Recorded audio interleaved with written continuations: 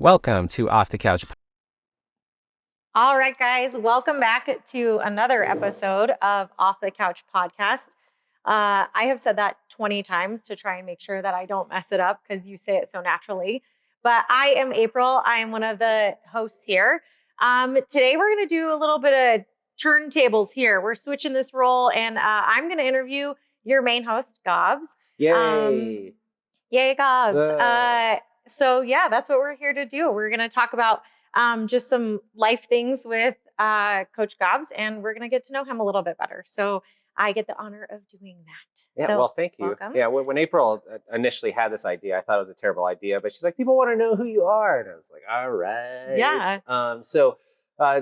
Yeah, I'm excited about it, nervous, I guess, because the roles are switched. It's usually easier. I feel like it's easier when you're on the other side asking the questions. I don't know. I took a lot of notes to try and stay on track today, so I'm ready. Perfect. Well, let's dive in. So really, I mean, let's just do an introduction here. Tell us a little bit about yourself. Like, let's dive in real quick to how did you get the nickname Gabs? Because I feel like there's a lot of people who don't really understand your nickname. So when they email us, they'll say, oh, I talked to Gabriel, I talked to Gabe, I talked to Gobs with like a OBS or whatever. So GOBBS. Yeah. Like a turkey. Sometimes I get gods, GODS. Sometimes I get cops, which is weird. Yeah, dive into that. Yeah, for sure. So the nickname Gobs, it comes from like when I can first remember I've had it. So I've had it since I was young. My family pronounces my name Gabriel instead of not Gabriel, Gabriel. Or if you're like, you can roll your tongue, Gabriel. But Gabriel. So I think one of my siblings, I think it was my older brother Alejandro, growing up, ended up shortening my name instead of Gabriel, just Gobs. And then my mom or my sister calls me Gobsies. Don't use that one. I actually only a few certain people can use that one. So Gobs is fine. I love that name, but I think it's just a shortened version of Gabrielle, and one of my siblings is just Gobs, and it kind of stuck ever since I was young. My friends were calling me Gobs, and the way I differentiate it now is like, if people call me Gobs, I'm like, okay, I know you, like kind of maybe on a friendship level, or like we're kind of cool. And if you call me Gabe or Gabriel, it seems more formal. So I'm like, maybe I know this person from work or from something a little bit more professional where I didn't share my nickname.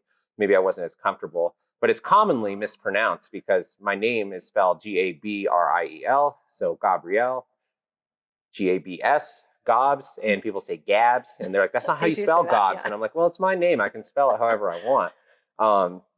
So yeah, Gobs, not Gabs, not Gobbs, even though that's how it's pronounced, just Gobs. And if you see me and you use that name, I'm immediately going to think we're on kind of like a more than formal, friendship or whatever, relationship there. So I do like it. The cool thing about my nickname is I know a lot of Gabriels or Gabes, and there's not very many Gobs. Actually, I think I'm the only one. I feel like I only know you as that nickname. Do you know another Gobs? No. So it makes it easy because then when people are asking, they're like, do you know Gobs? Usually, it's the one. So it's either yes or no. So it's like, yeah, I know him, but it's like, hey, do you know Gabe? And you're like, I know a couple, like which one? Yeah. So it makes it easier for me to differentiate, or at least people like, Gobs. Yes, I know Gobs. I've never heard anyone with that nickname before. The closest is we have a family friend named Gabrielle, and they call her Gabs, which is how people say Gobs, but that's the closest I've ever heard. So yeah, just a nickname I've had since I was young, and all my friends and people close to me call me that. If you call me Gabe or Gabriel, it's not, maybe a little more formal. Or like, I do get Coach Gabs a lot, and I don't correct people. It's not worth my time. But Gobs. I only call you Gabriel when you're in trouble. Which it seems to be all the time. Because I'm like the mother hen here who's always like, Gabriel, why didn't we do this? But that's a whole different story, I'm sure. Talk to me about growing up. Like, did you play sports, outdoor activities, indoor activities? Yeah, I mean, I've always loved activity. I think I was like a hyperactive kid. This is maybe a little on the early side of before they were really like diagnosing ADHD. Throwing some Ritalin at you? Yeah, so didn't get any of that. Plus, my family, we grew up, just with not a lot. So my family's like, yeah, just throw some dirt. I like, stop acting like that and just go outside or something like that. But my brother Aaron, signed me up for wrestling when I was like 6.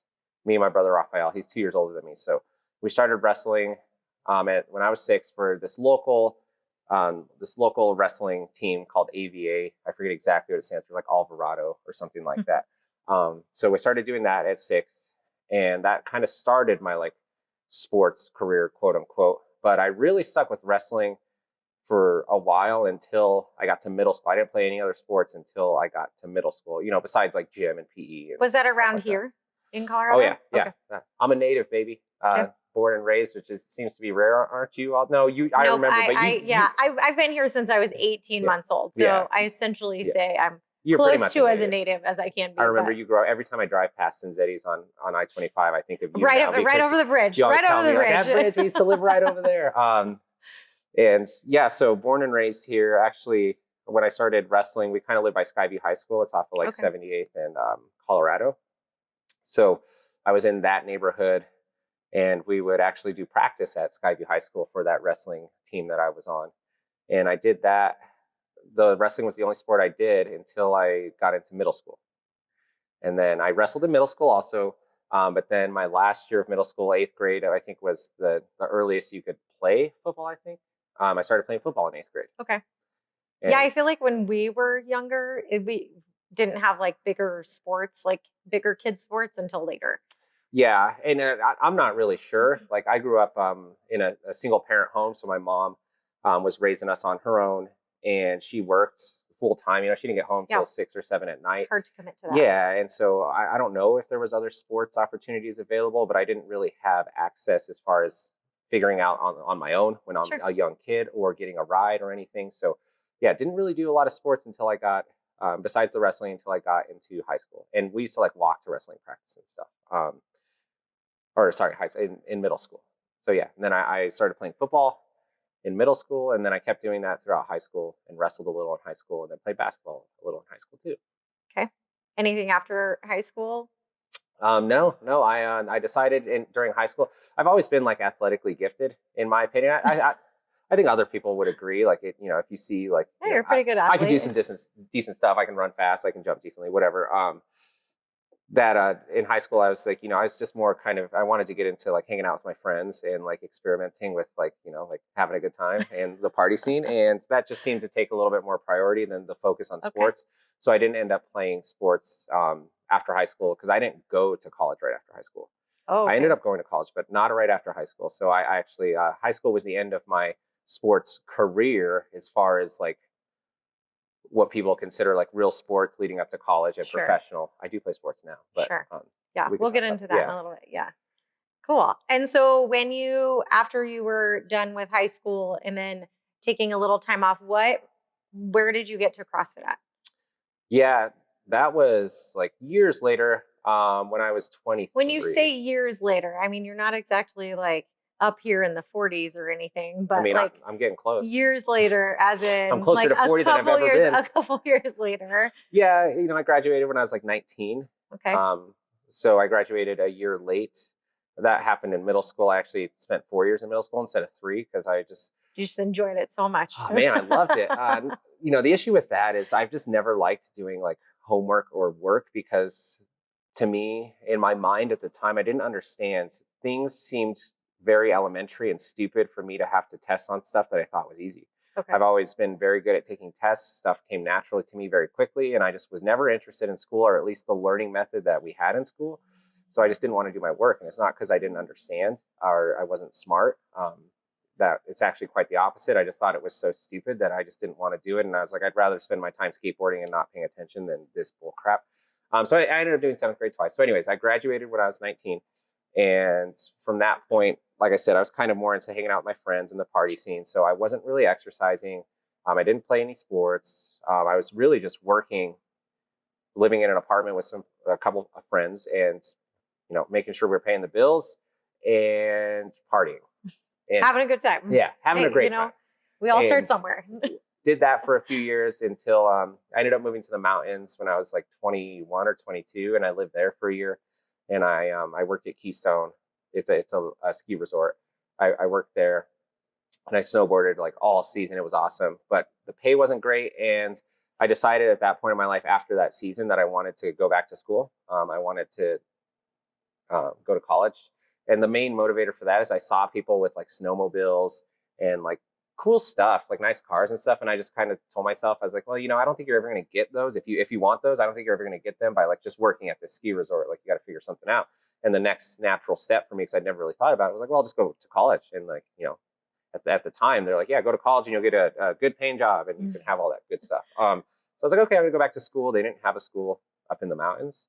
So I decided to move back to town and go to start school at Metropolitan State University, which is in downtown Denver. Yeah. And so I was about 22-ish, 23-ish when that happened. Still not super into fitness. At the time, I was living with a girlfriend that I'd been together with for a long time, and we ended up splitting up, and that kind of just threw me for like a tailspin or whatever, where I moved out and I was kind of sleeping on some friends' couches, and like life was just very dramatic at the time. I didn't know what to do. Well, that was probably like what, a pretty serious relationship, or maybe like the first serious relationship you had. Yeah, I mean, like as like an adult, like growing adult, yeah, figuring sure. life out. For sure, I've always been a hopeless romantic. I had a girlfriend when I was in kindergarten. I remember. Still thinking. Yeah. Her name was Casey. She was blonde. I used to have a thing for blondes. And we were together for a day, and we broke up the next day. How that has changed. Yeah. And we broke up the next day in the hallway. I remember breaking up with her. It was awesome. We kind of yelled at each other and went our separate ways. In kindergarten. Yeah. Oh, man. And so, I did have a girlfriend prior to that in high school for a few years, but this one, we'd been together about 3.5 years, and we were living together, kind of started to build a life. And then, like I said, it just kind of threw me for that curveball that I wasn't ready for. And like mentally, it kind of just messed me up, where I was just like, I don't know what to do. I don't know what I'm doing with my life. Like, what the hell's happening? And I stopped like partying and drinking as much, because I was just like, I need to figure my stuff out, and I can't do it unless I have clarity. So I needed a clear mind. And inherently, that also meant that I started exercising a bunch, because that helped me stay focused, clear my mind, relieve stress, like feel better about everything. And I think I turned to fitness and activity because I used to do it a bunch when I was younger. Part of the story we missed, I did a ton of skateboarding and snowboarding when I was younger too. So just always been really active. And so I turned to fitness, and I started working out like 5-6 days a week, just doing my own thing. I was kind of raised, my brother was into bodybuilding and powerlifting when he was in high school. So I knew some of the foundations of like fitness, or I guess that side, where it's like, the bench press, the curls, the pull-ups. Not so much legs, didn't do a whole lot of that. And I got into running. So I kind of had this regiment of like running and like lifting. So I'd run like 3 days a week and lift 2 days a week or something like that. And I was doing that for a few years. No, that's not true. Maybe like a year. And I had this regiment, and I just thought it was so cool. Yeah. And I thought I was in really good shape. And then you started CrossFit. Famous last words, right? Yeah. And man, I was like running 3 times a week, at least like 5 miles at least, and like lifting. 5 miles each time? Yep. Yeah. And I was very lean. Like I used to get people come up to me and ask me like, how did you get so lean? And I was just like, oh, you just need to be disciplined or whatever. But really what it comes down to now in retrospect is I was lifting a little bit, running a bunch, and not eating enough protein to make myself any bigger. Right. So as we know now. Yes. Hindsight's 2020. And I weighed 150 pounds. And for me, that's light. Yeah. I look back at pictures like, damn, I was pretty damn skinny. And my sister. I wish we had a projector so we could like show a picture of you then, because you were very lean. And like, I remember your first like picture from CrossFit.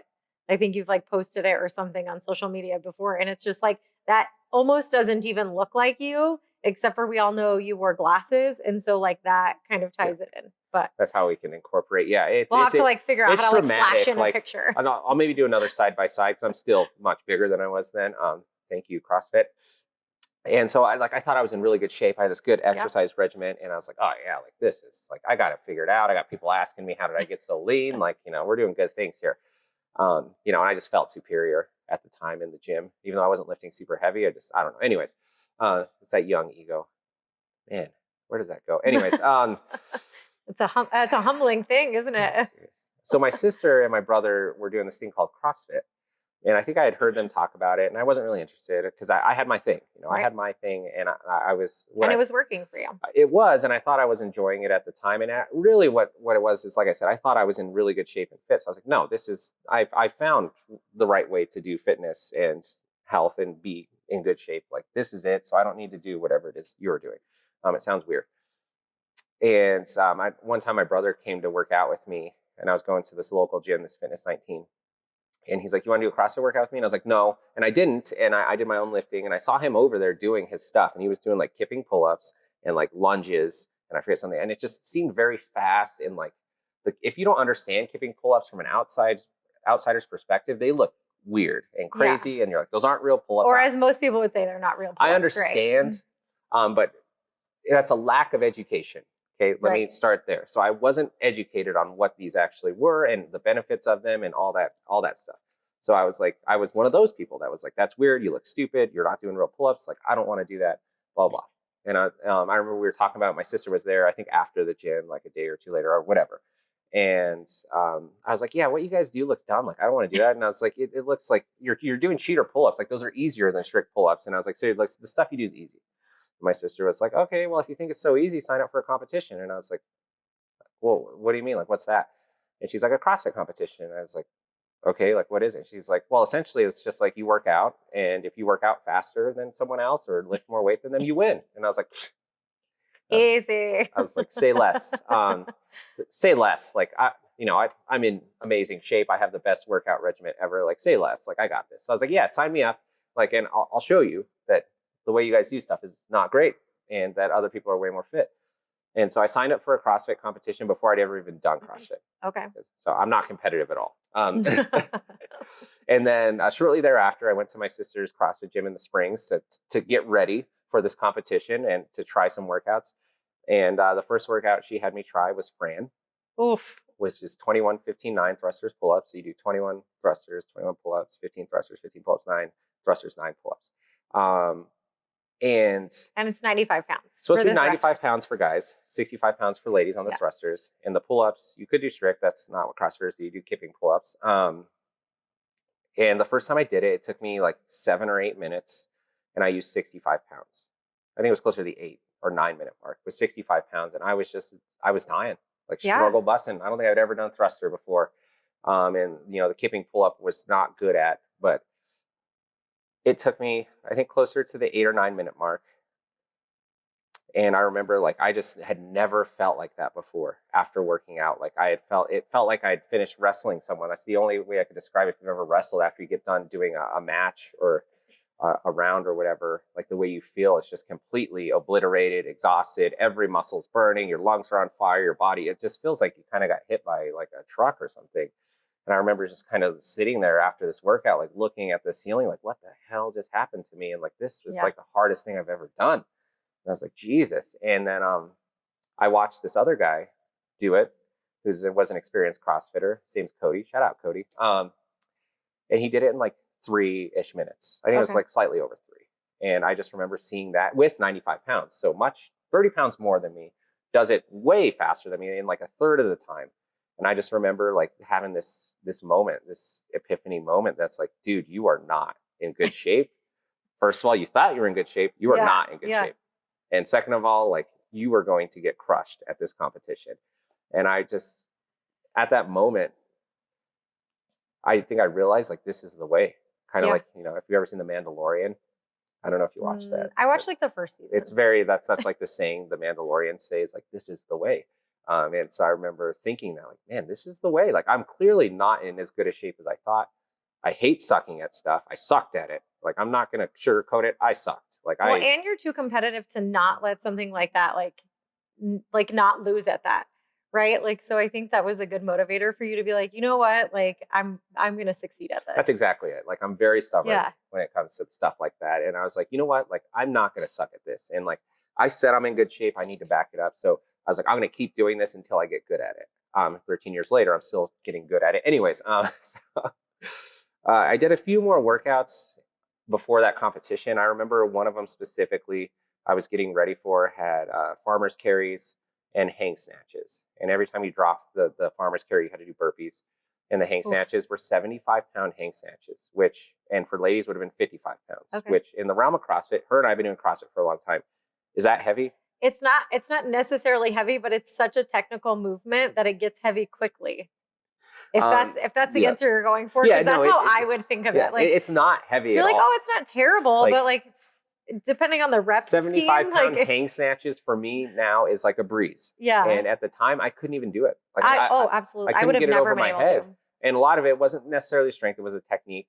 But I couldn't do it. And I remember before the competition, I was trying the wear, and I got so pissed. I was like throwing the bar, and I was just like, "This is stupid. I can't do it."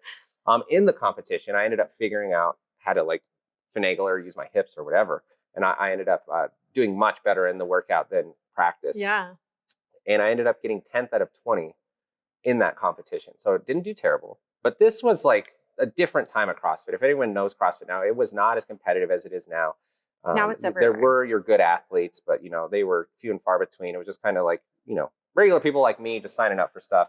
But there was guys that were overweight, not in a great way doing the comp. So the field wasn't as stacked. So I ended up getting 10th out of 20. So I was like, okay, cool. Like, and I don't know, I liked it. I liked the challenge of the workouts. I liked just seeing the community of like the CrossFit gym and like the competition. I just liked everything about it. And I decided like, this is what I'm going to do.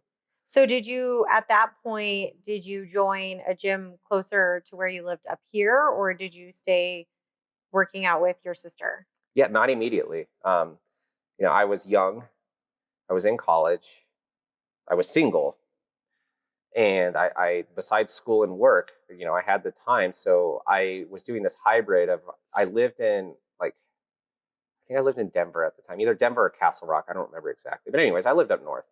And I used to go down to Progressive Fitness CrossFit, which is in Colorado Springs, like 2 or 3 times a week. I would drive down there from Denver, which is an Wow. hour and a half Yeah. drive, to work out there. And then I would do my other CrossFit workouts at 24-hour, which if anyone's ever tried to work out like CrossFit style at 24-hour or like a lifetime, especially back then, it is very hard. Yeah. They don't have the right equipment. You're not supposed to drop the weights. Things are, anyway. So I was doing this hybrid of And that. you have a bigger audience there. Yeah, of doing different movements where people are like, "What are you doing?" That's a whole nother story. That's actually how I met CJ, or not met CJ, but that's I know from high school. But yeah. he came and talked to me one time, or at least saw me. I don't remember the exact story. Doing CrossFit at 24-hour, and his story is like it looked weird. I was doing box jumps too fast, and he's like, I think that's his first introduction to CrossFit. Yeah. Was seeing me do it at 24-hour. But I used to get people come up to me all the time, ask me like, "What are you doing?" And for those that don't know CrossFit, usually your workouts are for time. There's a time priority. And so you are very focused on trying to move as quickly as you can. And so people would come and ask, and like, I would try to be nice and just talk to them. But in my mind, I'm like, "Can you go away? I'm trying to finish this workout." Girl, like, this is for time. Yeah, exactly. I was like, "You're screwing up my time. Like, what the hell?" So I'd tell, "Oh yeah, I do this thing called CrossFit." And they're like, "Oh, okay." But yeah, it is hard in the 24-hour because people are going to, if you're doing different stuff, if you do it enough, people will probably start asking you what you're doing. We're curious as humans. So they were curious, they're asking. So that would get in the way. But for a good 6 months, I did that hybrid of driving down there 2 or 3 times a week. Yeah. And then doing it at 24-hour, just making that work. And then I finally ended up joining a CrossFit gym because I signed up for another competition. It was the Warrior Classic. It was up north, kind of by Fort Collins. And, I was there with like some people from Progressive too. And I met the owner of CrossFit Eminence at the time. And they were just opening and having their grand opening. And she was like, "Yeah, our gym's off of like 78th and Washington. You should come check it out. We're having our grand opening." And I was like, "Okay, that's not that far from me." It's in Denver, it's in Thornton. So, it's much closer than where I was driving to in the Springs. And so I was like, "Yeah, I'll come check it out." We went for the grand opening. We did 31 Heroes, the workout. I still remember. Mm-hmm. For those of you that don't know, it's not an easy workout. It's actually really hard. We should do it here again. Anyways, Thanksgiving workout? Just kidding. I'm kidding. That's up to you. 155-pound thrusters coming your way. Oof. I think it's 105 for ladies. Calling sick, everybody. And I did that, and I remember. And then I ended up after that grand opening, I ended up joining that gym. So now, I get to do CrossFit much closer, much more convenient, and I get to do it at an actual CrossFit gym. And then shortly thereafter, I was all in. I was bought into CrossFit, and I decided that I wanted to get my level 1. So I ended up getting my level 1, and I started coaching. I'd say within a year of doing CrossFit, I was already coaching. Just because that's how bought in I was. So level 1 is, for those of you that don't know, is like the first essentially certification you can have to be a CrossFit coach. So you have to, in order for like our gym to run, we have to have a level 1 coach here while class is happening. So Gabs and I coach here. Obviously, we have a lot of other coaches, but just side note on that. Yeah, so got my level 1, started coaching and doing CrossFit as my primary method of training. Yeah. And I haven't looked back since, and I'm still coaching. Nice. Yeah. And I'm still doing CrossFit. Yeah. So 13 and a half years later. it's like it, I think that CrossFit is, at least for me, one of those things. I had a very similar experience as far as starting CrossFit. I had met a friend who invited me to a running clinic because like I had a baby and I was like, oh, I'm going to run a half marathon. Like I got to get out and get going and doing something. And so I had went to a running clinic at a CrossFit location close to where we are here, and then ended up signing up for their competition, which was barbells for boobs. Oh, cool. Boobs for barbells. You don't get boobs for barbells. You're right. Barbells for boobs. You should. And signed up for that. And I had never, ever even like picked up a barbell, done a clean and jerk, swung a kettlebell. Like I thought I was very similar experience, thought I was in shape. And I mean, I was like in decent shape, but I didn't realize like the level of, I needed like multiple bands to do pull-ups. Like, but anyway, signed up for this competition. And the workout was Helen versus Grace. So it was, and it was with a partner. So it's like, you run 400 meters, you have to do kettlebell swings, you have to do pull-ups. And then once you're done with all of that, then you do 30 clean and jerks for time. And at that point, I think I was lifting the barbell, which was just 35 pounds. And technique, like I have pictures because we don't have video from back then, but I have pictures of like, just like the way it worked. So I have a very similar experience of like, okay, wait, now I'll see you on Monday morning. Like I loved it. And I also have never looked back, but it's crazy how that works out. I think we probably could say that there's a lot of people here in our world who have similar stories, right? Like who come to our gym and they're I tried it one time and then I was really sore the next day, but I came back. I think that's the story of most CrossFitters. That's why I always tell people, like, I know CrossFit isn't for everyone, but I think everyone should try it exactly for that reason, because you're going to know right away after you try it whether this is for me or like this isn't. Right. And, I was hooked after the first one. Sounds like you were too. Yeah. And you just know, like, it is a different way to work out. It's hard. It's very effective. I think it's the best way to work out on the planet. But I always tell people, I understand it's not for everyone. So, like, try it. And you'll know. You'll have that moment right away that's like, damn, that sucked. What time tomorrow? Yeah. So let's talk about, like, fast forward a few years to you opening or becoming an owner of the gym. So, you were an athlete for a really long time. You coached at a gym. And then how did you come into the role of being an owner, or was this like a vision you had when you started coaching, or, kind of tell us more about that? Yeah, I think not initially. I liked CrossFit so much, and the methodology and the stuff it was talking about. Like, when you get into it and the methodology of CrossFit, you're going to realize it's no BS. Like, it is literally about being healthier and fitter every way possible when it comes to exercise, nutrition, sleep, rest. Mm-hmm. Like, it's just, in my opinion, the most pure form of health and fitness when it comes down to the roots. Yeah. There's just no BS. They're not trying to sell you on something, that some special product or something weird like that. Like, you can literally do this stuff out of your garage. The programming's free online if you go to CrossFit.com. And like, they give you free articles on like eating and resting and stuff. And, the more I got into it, the more I realized, like, man, this is the real deal. Like, they really care about health and fitness. And like, that was intoxicating also. And so I just started coaching because I was really bought into the methodology. And I was like, this is something I want to share with other people. Like, I love it and I want to share it. And I think a lot of CrossFitters are like that. We get into it like, damn, like, I found this really cool thing and I'd love for you to come try it out or whatever. And so I started coaching for that reason. And then, just because I liked it, I got my level 2. So it's another certification past your level 1. I got some other ones too. And, I just was trying to continue my education just because I was, I loved it. And I just wanted to learn as much as I could about it so I could just help share it with other people. And also, like, inherently be a better coach so I could teach people the right way. Real quick sidebar here. I think, and you could probably testament to this, I think one of the most stressful parts, at least for me, about being a coach is not maybe having an off day or being a bad coach that day and it's someone's first time and turning them off to CrossFit. That's like a nightmare for me because it's such a big part of my life and a life-changing thing in a good way that I just want to share that. And I don't want to my actions or maybe something I did to stand in the way of somebody finding that. Right. And so I get stressed about that if I maybe don't have the best, we're humans. Yeah. Don't have the best day coaching or something like that.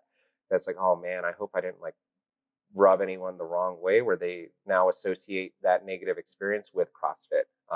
Because that's, that's a nightmare for me. So anyways, continue my education, got my level 2. I ended up moving gyms to Mob. It was closer to where I lived by like, I could like almost throw a stone there. So you had, during this time when you were at Eminence, you had moved a little bit further north in order to be closer to Mob. Okay. Yep. And I had my level 2 at the time. I had some other certifications, power athlete, CrossFit gymnastics, I think a couple others, CrossFit football. Anyways, and so I ended up moving north. And at the time, local CrossFit was a little bit more niche than it is now. And I was doing some comps, and like I'd been coaching. So like the CrossFit community around town knew who I was. And I ended up I tried out several gyms, and I ended up trying out Mob. And it was not the nicest gym. It was actually like, it used to be in an old auto shop, so it smelled kind of like oil or gas or something. It had like a weird, like cars. Yeah, it had like a weird smell. It wasn't like a bad smell, but it wasn't a good smell. Like it was like, this is a very distinct smell as I remember it. Like this is distinct. I don't know. It was not a great smell. The facility wasn't the cleanest. The equipment wasn't the nicest. It wasn't like the nicest setup. The floor was actually from dropping so many weights underneath. With the concrete was like broken. Oh yeah, and so it was remember. like little potholes all over the place. So yeah, a little janky, but the people, the community, super nice, super welcoming. I loved it the minute I stepped in the door. I just felt welcome. We tried some nicer gyms, my wife and I, and the community was not welcoming. The people weren't nice. The coaching was like meh, and Mob was the opposite. The people were great. The community was welcoming. The coaching was good.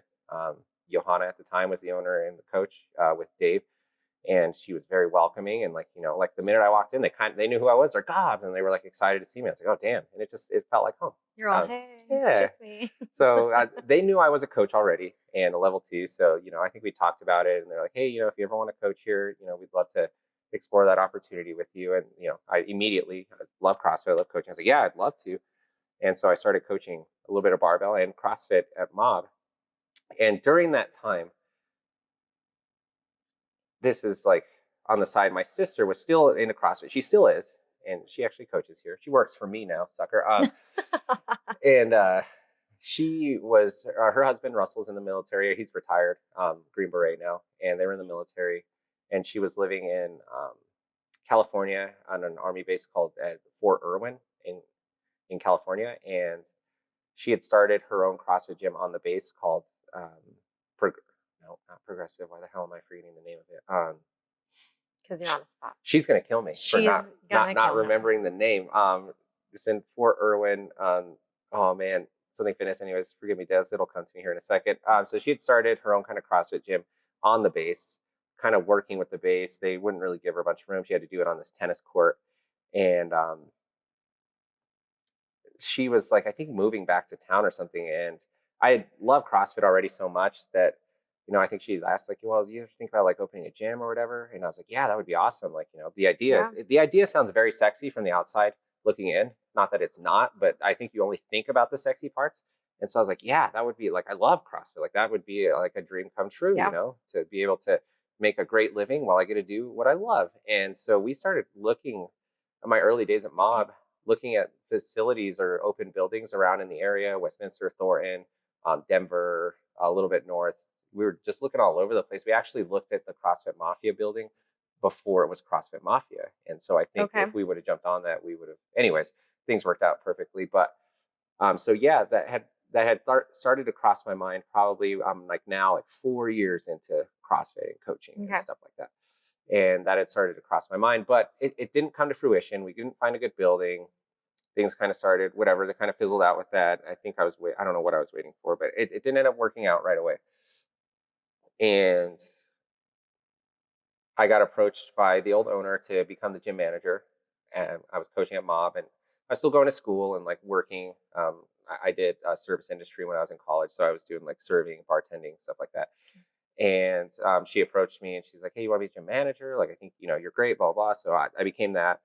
And shortly thereafter, I got approached again to become a partial owner, not a full owner. So I was like, yes, like I love that idea. That sounds awesome. I became a 10% owner. and did that for about a year or two. And then one day, the old owner, pulls me aside, and she was like, "Hey, do you want to buy Mob?" And I was like, "What?" She's like, "Yeah, do you want to like become like the owner or majority owner or whatever?" And I was like, "What do you mean?" And she's like, "I want to sell." I was like, "Oh, Jesus." And I was like, "I don't know." Like, I wasn't expecting it. First of all, I was thrown that was a curveball. It came out of left field, and I really enjoyed her coaching. She's still one of my favorite coaches that Yeah, coached me, she's like phenomenal. coming up in my CrossFit career or whatever. Just a very good coach, just very personable. She just seemed like she was rooting for you. Anyways, and I was like, I was kind of thrown. I was like, no, I like you as the owner and the coach. And then I was like, what if I don't? And she's like, well, if I can't find someone, we're going to liquidate. Like, that means you Yeah. sell the business, close it, whatever. And I was like, oh, well, fudge. I don't And want so at that. the time, real quickly, was Johanna, she also goes by Yo. Was she in the police academy or was she just becoming a police officer? Yeah, she was. I think she's just kind of starting the police academy. Right. So So I think that, that probably has a lot to do with the fact that she was like, wait a second, maybe well, we and I need to think take a step back. I think she's a very smart person. I think she had great foresight in realizing like, hey, like I'm not going to have the time it Hmm. needs to be a good business owner that can like continue to grow the business. I think her foresight was great, just being like honest with herself and Yeah. us, just being like, I'm not going to have that much time anymore, so I'm either going to step down or become less of an owner or sell or whatever. So I think that was great foresight on her part. And yeah, she just approached me. She was in the police academy, and she's like, you want to buy? I was like, I don't know. This is weird. And I didn't want the gym to close. I love Mob and I love this place. A lot of people love this place. I knew that. And I was like, no, like I want to do everything in my power to make sure that doesn't happen. So I was like, let me talk to my wife. I talked to my wife and we can make it work. And so I decided, yes, I want to do it. So I ended up becoming majority owner. And at the Um, time, did she still stay a portion or did CJ come in at this time? so at that time, no, she was like out of being an owner. She was Okay. still like she still came to the gym regularly, but I think the transition was pretty quick, if I recall, where it's like, she kind of went from like coaching a little, like coaching a decent amount into like kind of not doing it anymore because she just had, Right. police academy, it's going to take all your time. And so that transition, so I became the majority owner. And for a while, it was me and there was still a couple other owners at the time. So when I first became a 10% owner, there was like four other owners, including Yo. So I Oh, think wow. there was 4 or 5 of us total. So during that transition, there was still a couple. We ended up like just going to me as the majority owner. And so for a minute, it was just me. And then CJ, he'd been coaching here before me. He'd been here at Mob before me, maybe slightly before, and he was already kind of coaching a little, and he was interested. And I've known him since high school. Everyone knows Yeah, CJ. and I brought him on as another owner. So now it's him and I, and it's been like that for the past like 5-ish years. It's just been him and I as the owners. But yeah, I'd say for the past a little over 5.5 years, I've been the majority owner since then. Okay. And then CJ's for the past like 3 or 4 been an owner also. So, as owning a gym, let's talk about some of the successes of owning a gym and Mm-hmm. especially a CrossFit gym. So, I think that, there's like this big illusion that you run a CrossFit gym and you're going to be able to work out all hours of the day and you can do whatever you want and all this money flows in because that's how the gym works. And that, in fact, is not the case. But let's talk about some of like the big successes you guys have had because I've been around here now for 6 years. This is my 6th year here. So I've been around to watch some really fun changes like with our gym in general. So maybe touch on like the moving during COVID, like how we survived that. Like, yeah, give me a few of the successes that you've seen like really happen here. Yeah, I love that. Well, and like you've been a big part of that success. So Thank April's been a big part of you. that. She came in. April's a great person. You know what you want. You know Yeah. what you want to see, and you're very clear about it, which I love about you. And sometimes it's like, but like that is a great personality trait. Is you make it clear what you want, and I think that's great. Well, And you came in, and you did some really good stuff. You've helped out. You help out to this day a lot. So yeah. that's part of the success. Is like getting help. Mm. That's like number one. I suggest it's hard to do everything by yourself, and it's hard to be the person wearing so many different hats.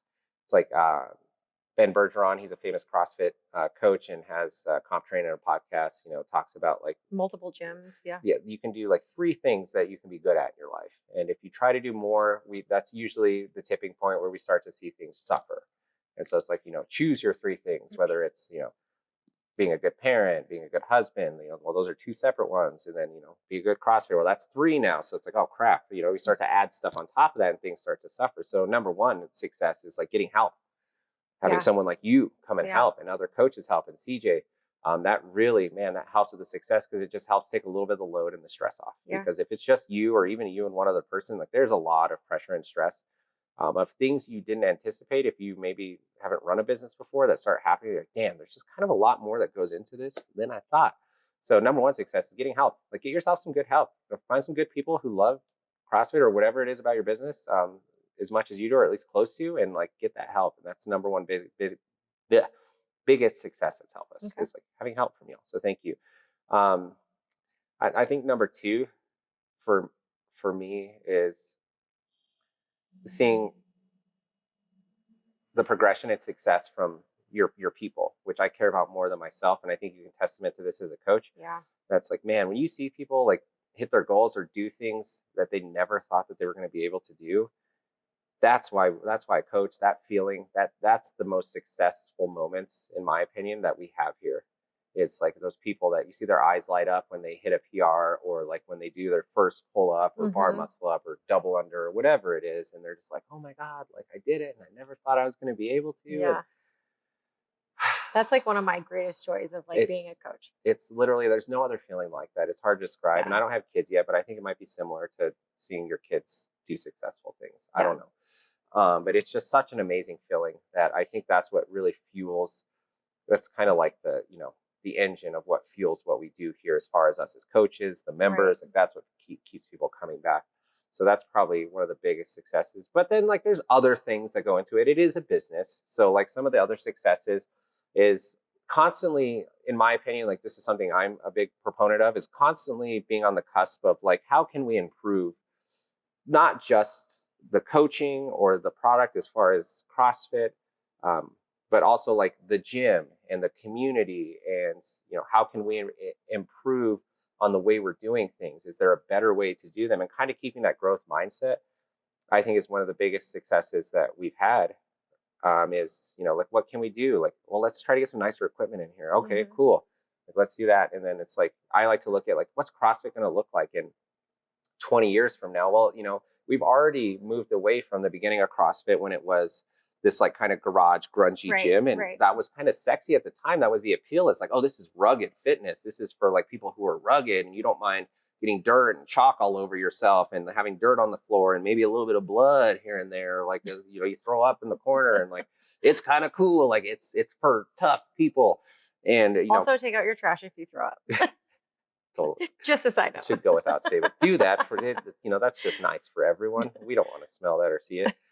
But CrossFit has already evolved from that. Like that's not really acceptable anymore. People aren't going to come to your facility if it's very, very dirty, unless you're the only shop in town. Then I guess you have monopoly. You can do what you want. But nowadays we have a gym a mile down the road, mile and a half. So several, if we didn't have a good product or care about that stuff, we'd probably just lose all our people. So being on the cusp of like what's next, how can we continue to improve the experience of the people coming in the doors? And, it's stuff as small as like, let's invest in some better equipment. So then your members start to see, oh, hey, I see where my dues are going. I pay a monthly due every month for CrossFit. I can see the improvements are happening right in front of my eyes. So I kind of see where the money's going. But then it's also like, okay, let's take some pride in what we have here, our facility, and let's try to keep it clean. So I will tell you, like that has paid dividends. We get compliments all the time on how clean our facility is, and it's not easy. Let me tell you, at a CrossFit gym, it's not easy. A big space to keep your gym clean. I've had people drop in from out of town and ask us, do you guys use chalk? Because there's no chalk on the floor. Well, no, we absolutely use chalk. Somebody wrote on the ground yesterday. Not a big deal. I don't care. But we mop it like every day, multiple times a day. We're mopping and cleaning the floor. We're keeping our restrooms and facilities as clean as we can. So I think that goes a long way too. That helps with success is people see that, but it also makes them feel better about coming to that place. It's like, you just feel better when you go to a facility or a restaurant or any business that's like clean and organized, rather than as soon as you walk in, if things are unorganized, dirty, it immediately kind of gives you this weird vibe that's Yeah. like, I don't know if I like this Yeah. place. So, you know, if we can get that roadblock out of the way, then we can really just focus on the experience. So I think emphasizing that since I've come here and become the owner and stuff has really helped. And then on the other side of that, it's like doing things like, okay, like can we get a nicer space? Mm-hmm. You know, like the old space we had was nice, but we had a good problem. We had a lot of members. So it's, you know, some classes were starting, we had multiple programs kind of happening, mostly with CJ's other business, Game Ready, which is does youth sports performance. We'd have class and then that happening at the same time. It was too much. I was like, we need more room, we need more equipment. So, you know, looking on how can we make things better? Well, one of the ways was getting a new facility. Right. So we looked at this one that we're currently in. It's on the corner of 120th in Colorado and Thornton, Colorado. The street name's also Colorado. So in Thornton, Colorado. And it's about 13,000 square feet.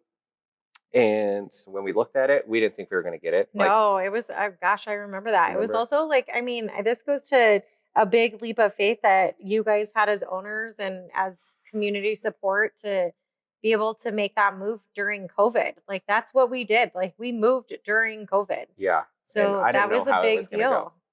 Yeah. And that was a big risk. And we moved here, like this was a reach. We could not afford it. Yeah. And CJ and I remember we had the faith. It's like, well, if you build it, they will come. So it's kind of like that, the field of dreams thing. Like, let's just do it. We're going to shoot for the moon. And if anything, we'll hit the stars. Or, you know, I think the main reason when we moved into this space, when I looked at it, and I think about this a lot in my life with certain situations, is like, but this one specifically is like, I don't want to look back on this opportunity and think, what if? Right. Like, you know, I want to, like, you know, worst case scenario, it doesn't work. And then I'm like, well, it didn't, but at least I have that satisfaction of knowing we tried. And so I thought about that. I was like, I don't want to look back and like, what if we would have tried that space? And, you know, who knows? So we did. We went with it. Yeah. And it ended up, we have one of the nicest facilities that I've ever seen, thanks to the community, people like you. And I do things like, you know, looking on the cusp of making this a better member experience. We offer towel service. So you have sweat towels and towels to clean your equipment, and towels and we have locker rooms now with showers. Full locker rooms. Yeah, we have 2 showers in each locker room and like a changing room. It used to be a 24-hour fitness express. So it's like, it's set up to be like a pretty good gym. Yeah. And we have a kid space. We have a dry sauna. We have a infrared sauna. Washer and dryer. Is there a difference? Dry sauna, infrared? I don't know. It's infrared. It's a sauna. We got rid of whiteboards. We have TVs to display all of our stuff. We do workout tracking for members digitally. They can digitally sign up for class. Like, you know, we sell tons of beverages and products, and just, you know, really looking how to be on the cusp of making this into a real business rather than, I think a lot of people when they first start small businesses, or especially CrossFit gyms, it's like, man, we just have a passion for the craft. And we haven't really thought about exactly what goes into making the business successful besides like, I just want to offer the craft. There's a lot more that goes into that. And I think if you're on that growth mindset on the cusp of like, yeah, let's offer a good product as far as like, let's be good coaches and have good programming and all that. But then like, what else can we do? Like, we can offer a clean facility, good equipment. We can offer the members like just random things that are extra that maybe they use, maybe they don't, but at least they have the option. We got nice couches up front, the infrared sauna, all that stuff. I mean, we even do like personal training. So if we have members who want to do, you know, like work on some extra gymnastic stuff or whatever, like all our coaches can do personal training. So I think that's a huge benefit that a lot of people don't necessarily think about. Yeah. And I think like the biggest success with a CrossFit gym is it's different because CrossFit has a CrossFit community, which is pivotal to being a CrossFit gym. You have to have that CrossFit community. Otherwise, that's what holds all this together. That's what holds CrossFit around the world together, is the community. And it's a community of understanding that we're all doing something similar, and we have an understanding of how it works and how it feels and how hard it is. And it just, I don't know, it brings that special bond with CrossFitters. And if you can keep that, that's number one. Cool. And then if we can start to look at other things that can help improve the actual business, that's going to come number 2, and that's going to help with the success. Like, yes, try to keep that community and keep the original roots and the methodologies of CrossFit, but then don't stop there, because a lot of people stop there and like, that's just all I care about. Start thinking about, what else can I do to make this better for me, for the owners, for the coaches, for the members, for just anyone, for the people, for the community, for people walking in the door. What can you do? And you'll start to get ideas. And I think no idea is a bad idea until maybe you say it out loud and your peers are like, that's not a good idea, but at least say it and we can figure that out. So there have been, and you know this, there have been multiple things we've tried that didn't work.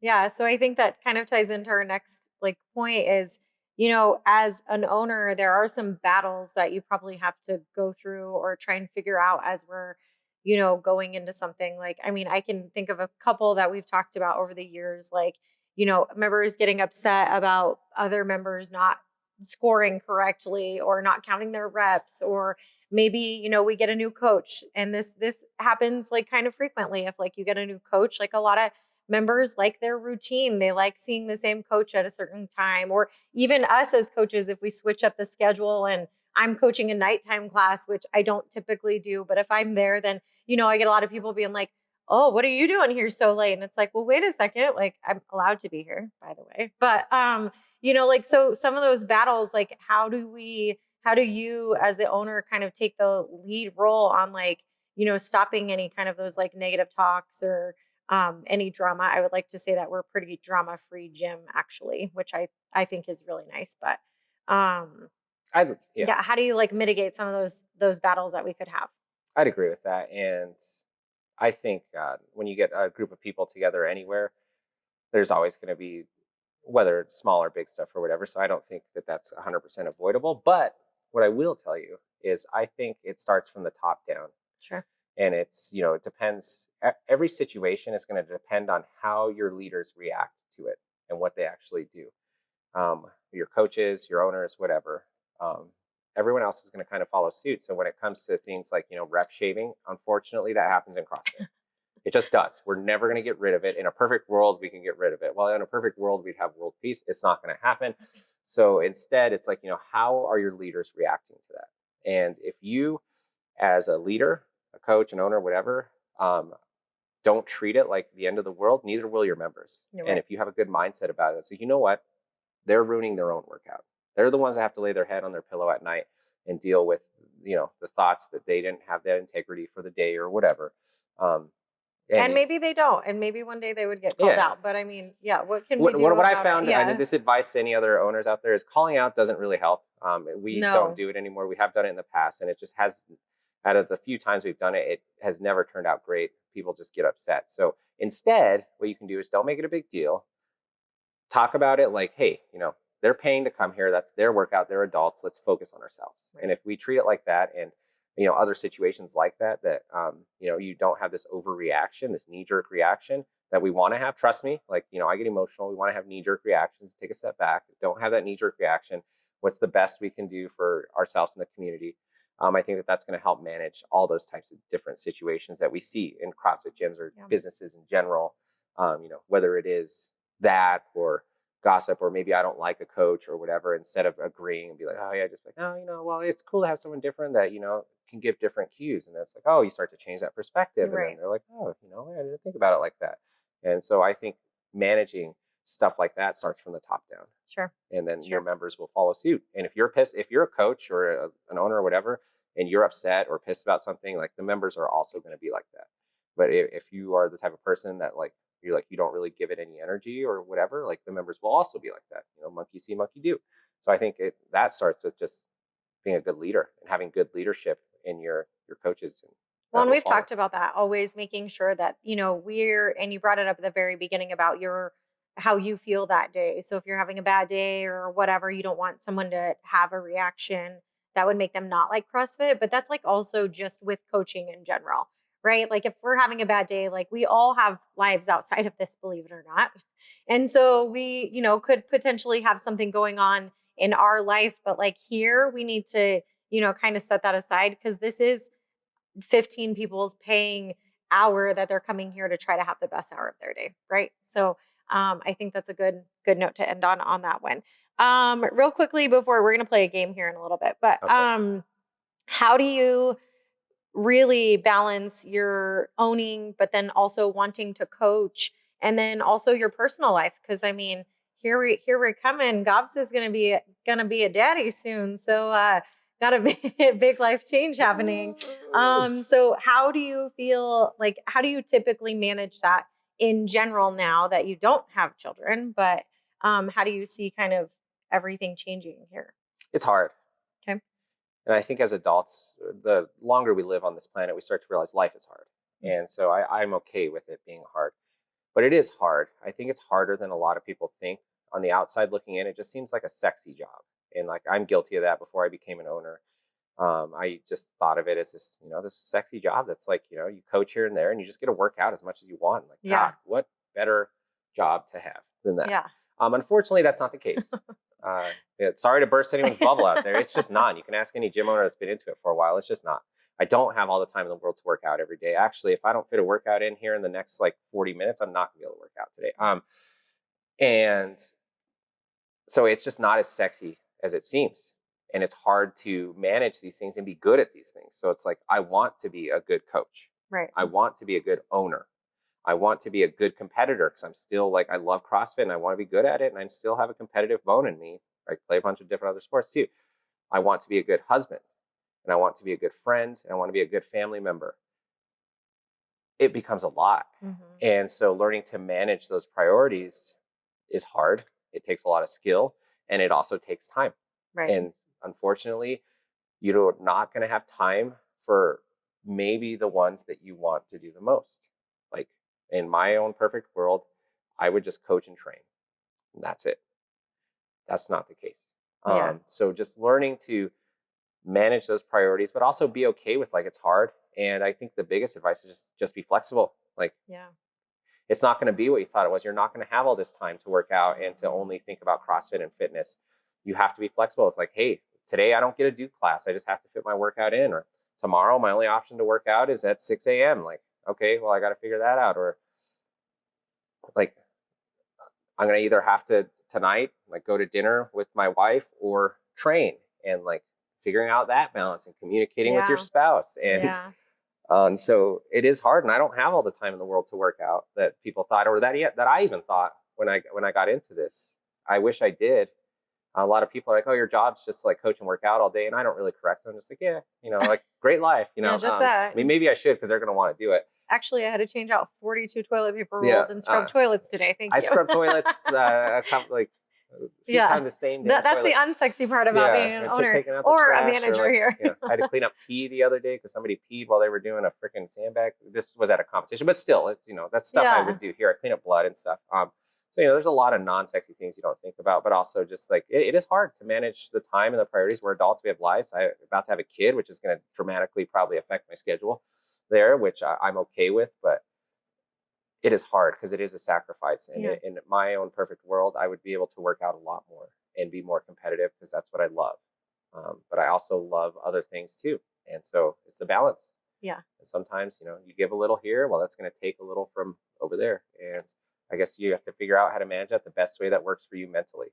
Because if you're mentally frustrated or miserable, it's going to eventually fall apart. Well, and that's, I think, the joy of being an adult, that you can make those decisions and you can be flexible in those decisions. And, ultimately, as the owner, when we have coaches who potentially like are sick, right? Or they have sick kids or they have whatever, it falls on you and CJ as owners to be able to try and pick that up. But then, we do have a system where we can announce it. However, when it comes down to it, we have a business to run, and ultimately that does, you have to sacrifice some things in your own day to be able to make something work. But it's not a negative thing though either, right? This has probably been a really big blessing in general for you over the course of your life, being able to be an owner and doing something you love. It's the best thing I've ever done. It's my favorite as far as work and stuff goes. I love it. I wouldn't change a thing. Yeah. The only thing I would change if I could go back and talk to my younger self is just change the expectations of what it was going to be. Right. But other than that, but that's how we live, and that's how we learn as adults, right? We didn't get served this silver platter to be like, this is exactly how it is. I love what I do, and in a perfect world, this gym would make way more money to where I could have more people and I could have more personal time. But we're still building that, and that's okay. I'm cool with that, and I love it. I love the community. I love you guys. Right. I love the members. I really genuinely do. Of course, I'm human. I have emotions. I have off days, but I try not to let that interfere with what I do here. Right. And we love you. As all of our members would say, guys. He would say that he's the favorite coach I always here. tell people, little does he know, I'm probably the favorite. I always tell coach people, here. I'm the 6th best coach here, guys. I just say that. I don't know if that's true or not. I just say it to be Well, last thing here is we're going to just play a little 20 question game just for some quick fave things, least fave things. Just to dive into Gobs a little bit more before we sign off for the day. Because like Gobs always says, he doesn't like Joe Rogan's 3-hour podcasts. And no, they're too long. Yeah. Who has the attention span? They're long, but some of them are really good. I'm already losing my attention talking to you, and like it's been like an hour. So. All right. Well, now you have to pay attention. So, all right, 20 questions. So who's your favorite games athlete? Matt Chan. And a female? Julie Fouché. Okay. Favorite CrossFit movement? Squat snatch. Least favorite movement? Turkish get-ups. Oh, yeah, you hate those. Dude. Favorite hero workout? Not like hero, not a benchmark workout. Not a benchmark. Okay. Hero. Favorite hero workout.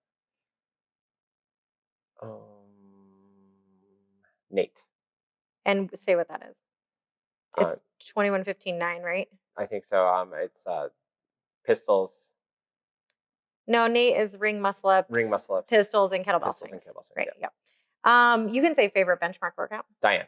Okay, and Diane is 21:59. Deadlifts, handstand push-ups. Yeah. These are all really great for his like lat strength here. I'm like an upside down triangle. Yeah. I do a lot of legs. Favorite. I said favorite CrossFit brand to wear, but favorite brand to wear. Lululemon. Only because I was an ambassador, so I got a lot of free clothes from them. So I wear a lot of Lululemon. Favorite artist. Drake. Favorite or song. Kid Cudi. I like Drake. Oh, favorite song. By that artist. Either one, or just favorite song in general. What's coming to my mind right now? The Resistance by Drake. Okay. Best music to work out to. Hip hop. Long or short workouts.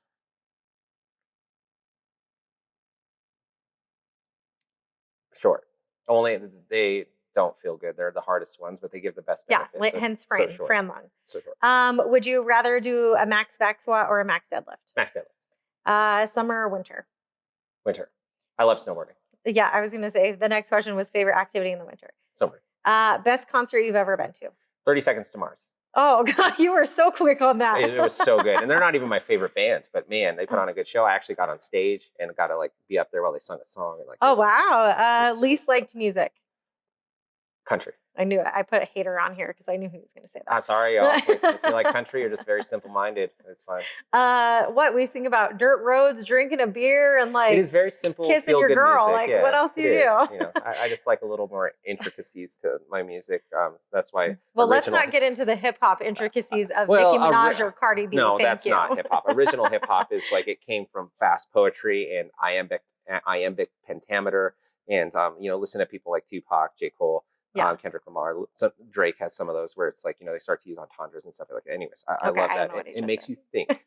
Thinking man's music. Favorite sport growing up? Football. How long have you been married? 7 years. How long have you and Danielle been together? 13 and a half years. Okay. Dogs or cats? Dogs. I knew this. Cats are the worst. You guys, you can. Oh my goch, did you see this new news thing about this? You can get Toxoplasma gondii from cats, and it's easier to get than you would think, and cat lovers are like, no, it's not. And I'm like, Okay, everybody, wash your hands. Don't let your cats. Cats, not great. Right? If you love cats, sorry, but dogs. Okay, their names, your dog's names. Kilo and Loki. And they're huskies. They're adorable. Huskies. They're more like humans, though, so watch out. We treat them like humans. We're not like, there are dogs in our house. We do what we want, but they're on the couches, the beds. They're not well, quote unquote, trained. Okay, what's the name of your sister's gym? Just kidding. No, this is a good question. Des, you're going to kill me. Why am I forgetting? I just threw that in there. It's not part of my 20 questions. It's got fitness. And all I keep thinking is progressive because that's where she went in the spring. Keep thinking. Let's see. Survival mode fitness. There you go. Boom. I knew I got it. You're welcome, Des. Okay, biggest excitement about becoming a dad? Getting to play with toys again. Like child toys? Yeah, I don't play with toys anymore. Favorite thing about coaching? We talked about that, but seeing people do things that they never thought they'd be able to do. Awesome. And last one here before we sign off, best advice for someone walking into a CrossFit gym? Be humble, be open-minded, be open to coaching. Coaching goes two ways. There's a good coach and a good athlete, someone that's coachable. Be coachable. Just don't have that ego where you think you know everything. I've been there. You don't. And most CrossFit coaches have your best interests in mind. So listen to them. Awesome. They care. Great. Great. Well, that's all we have today for this podcast. We're so glad for Gabs to be here to share all his info, and catch us again here soon. Thank you. Thanks, guys. It's been great being on the other side. Until next. Thank you for joining us for this episode of Off the Couch Podcast. Don't forget to like and subscribe. And until next time, let's try to find something that inspires us to get off the couch.